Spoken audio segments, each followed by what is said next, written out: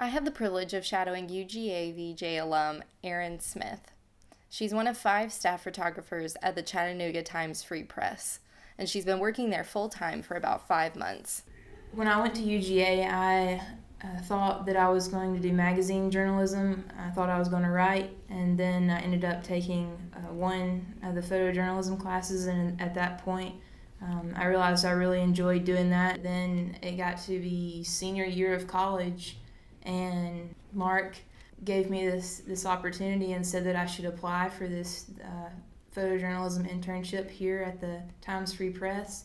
I trusted Mark, and so I went ahead and applied for it. There was only one semester left before I was supposed to graduate, so it made me nervous to do it. It was everything that he said it would be, and it both helped me land my first job following college at the Gainesville Times, and when people left here, it gave me the opportunity to reach out to my former boss here and led me straight into getting a full-time position here.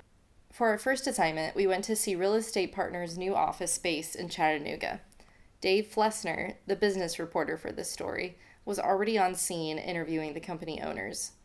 Erin and I sat in on the interview before the owners gave us a tour of the new facility. Erin is fairly soft-spoken, but it was cool to see her brighten up when she talked with people on assignments.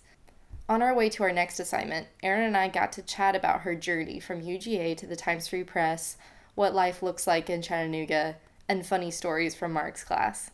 Later, she explained more about her daily schedule.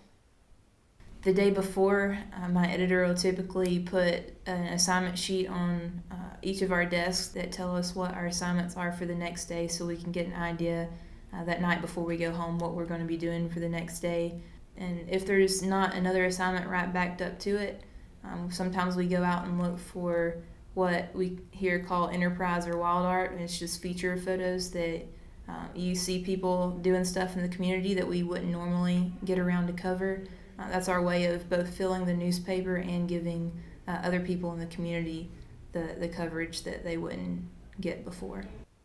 Our next assignment was covering Ursula Edwards, who has been working with people with mental illnesses for almost 20 years.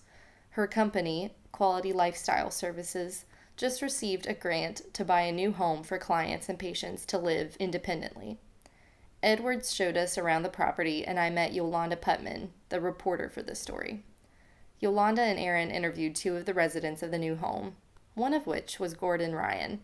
He shared his story of going from a successful high school student and athlete preparing to accept a full ride to college to having a stroke and ending up in group homes and other facilities. During the afternoon, Erin and I went back to the office so she could edit and caption her photos. She shared some of her harder assignments she's had to cover, both technically and emotionally, and talked about how she's grown as a photojournalist. From a personal standpoint, I think I've grown to learn to communicate with people better, to understand people better. Even though you grow up being told to treat everybody as you would want to be treated, I've really learned to treat each individual exactly the same, whether it's a homeless person or, say, we went out on an assignment today where there were mentally ill individuals, and we went to another assignment where we spoke to the president of a company, and you speak to each individual as if their story is just as important as the other, because it really is. Our last assignment was a football game between Red Bank and Loudoun high schools. This was my first time covering a football game, so it was fun to submerge myself in between the players on the sidelines and watch Erin go where she needed to get her shots.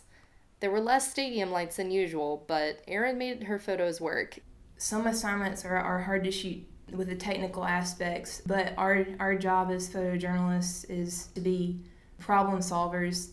And so any assignment you go out on, there might be something that's particularly difficult about it to shoot, but you just find ways to get it done. The next day, they need those pictures in the paper, so you find out how to make it happen.